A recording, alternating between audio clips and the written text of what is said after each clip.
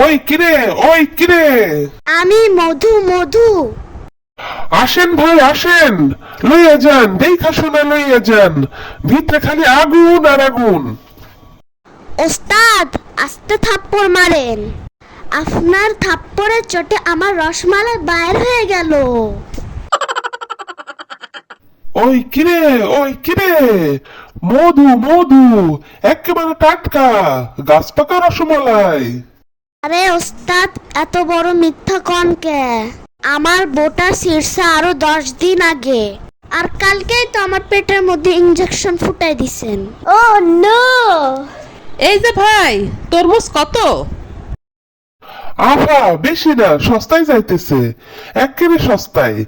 আজকাল সকালে খেতেতে তুইলা লই আইছি, ভিতরে খালি মধু আর মধু।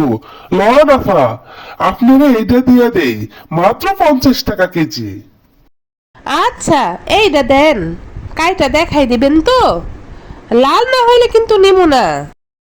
কি যে কন আফা, 100% লাল হইব, মধুর মতো মিষ্টি হইব।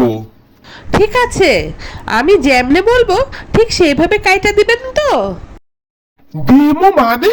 আফা আপনি যেমনে চাইবেন সেমনেই দিমু। ঠিক আছে, এইভাবে লম্বা লম্বি কাটেন, একটু বড় কইরা ফালি করেন।